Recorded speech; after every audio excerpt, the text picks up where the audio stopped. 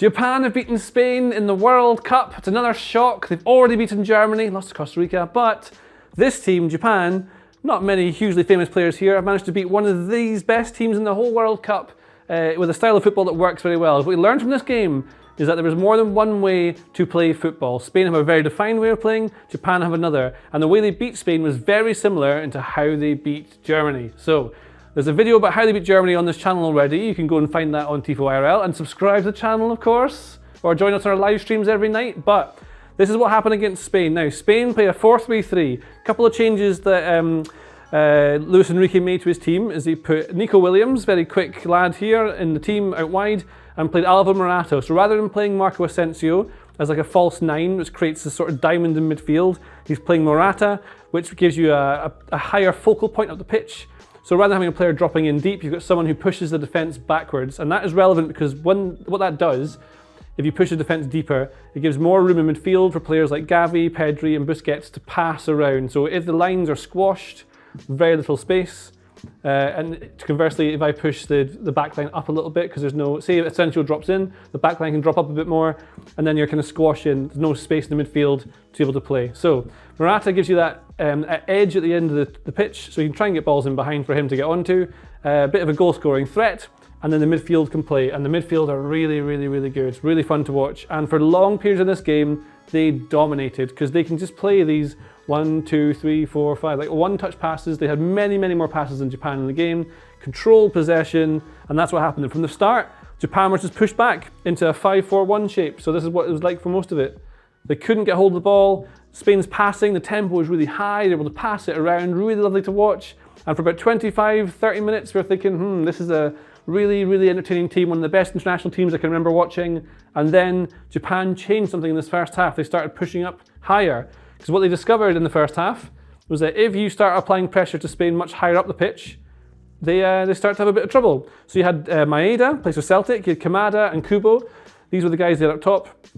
Now Kubo is more of a tricky kind of left-footed outside to in forward, and Kamada is not as fast as someone like Eto'o, who plays at right wing back, or I know Duan, who comes on to score, or Asano, who comes on to score. And that's very relevant because I think what they did against Germany and what they did against Spain was keep the really fast lads on till the end when the opposition was a bit tired, so they could really take advantage of their pace in behind. But what you had in this first half anyway, so when they started pushing up higher, was trying to engage Spain earlier, so they couldn't get into their rhythm early enough. You can stop them, so if you pass it from the goalkeeper to one of the centre backs, and you close them down immediately, they've got to rush their pass and try and thread it in, and someone steps up as quick as you can. It's risky, because by doing that, you're going to leave a bit of space in behind for someone like Morata to get in behind if Spain can play that ball. And Spain, although they prefer to keep the short passes going all the way through, they can, if they want to, switch it up, fire a ball in behind, and get in behind you like that. So that's the risk by pushing up like this.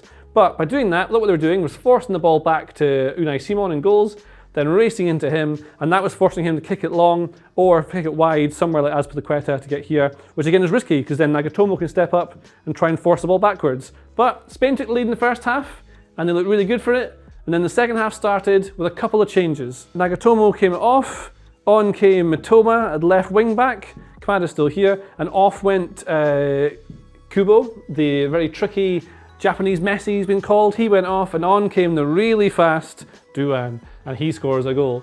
Now, the first thing that Japan do from kickoff, they have kickoff, is just go at Spain straight away. So all that energy you saw in the first half, again, they've clearly been told, put pressure on them, don't give them time on the ball. They're gonna, like, even though they can open up the pitch and play these lovely passing sequences, as soon as you put pressure on them and you follow up with a team press, you can give them real problems. And that's exactly what they did. And you can see the first goal that Japan score is a result, direct result of the pressure that they're applying. Rather than sitting deep and letting teams come onto them, just go at them straight away. Here we go. This is them pushing up straight away. Dejan Maeda is a central striker here.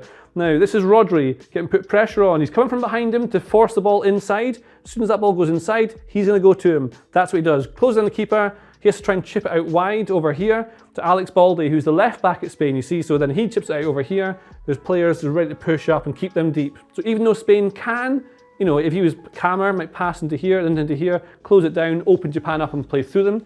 Instead, this guy has to chip out wide, and then he doesn't win the battle because he's a youngster, he's maybe not as big as he aimed to be just yet. The ball turns over, and then Duan comes inside, takes a shot, and absolutely slams it in the back of the net. That's 1-1. So that's Japan back in the game as a result of direct pressure. And then the difference between the two teams is if you think you need to get, although the aim of the game is to get the ball from one side of the pitch to the other to put it into the goal. That's how you play football. That's what you do. High level analysis on this channel. But what you have is Spain do it in a way where they play 400 passes, where it goes out from here to here, players move in, he'll move in here, the ball comes in to Gavi, Olmo might make a run like this, he comes over here, goes back out, oh, the ball goes out at the player. Then he's shown back, so he has to pass backwards, they build again, they swap sides, they go over here, he drops in, a little pass, 1-2, out to Olmo, you get the idea. Lots of passes, lots of movement, so eventually they end up in a position where they have a fullback, they're overlapping, they have a forward, they have a striker, they have another winger, they have a midfielder, everyone pushes up to join in, and they push the opposition backwards. That's what they're trying to do, Spain, by controlling the game, having control of it that way, but you leave space in behind. Japan, no messing around. What they do instead is launch it from here all the way up to the top. So where it takes Spain a long time to have control possession to get to one side of the pitch, Japan just go. Look at the goal they score, the second goal. And again, just like against Germany, it's done in a rush of momentum, energy, they just ride it. So first goal's in, 1-1, they've got all the energy and the excitement's coming on. The goalkeeper launches it long, and then this guy over here takes it down with a brilliant first touch. So the first touch is amazing. I think it's Duan takes it down, comes inside. It's brilliant control, excellent technique to win it. Spain have to get back into their defensive shape, which they do very quickly. In the first half, they were great at counter-pressing until they lost the ball and surrounding Japan. But as soon as Japan started pushing up, they couldn't do it as well. This ball's coming down now, and then what you get is runners. So you get people running, and look how narrow Spain are. They've got people wide who are trying to make sure they've got a bit of width here. The ball goes through, sure enough the ball comes across here, but it's another little mistake from that young left back. So he gets caught in two minds here, and isn't sure what to do. Then he doesn't get the pressure on the ball early enough, so it's put through him. So it's a tiny, tiny little error that allows that ball to go past. And then you may have seen what happened in the actual game. Bit of controversy with the ball may or may not have gone out of play. Doesn't matter, it counts now, it doesn't matter.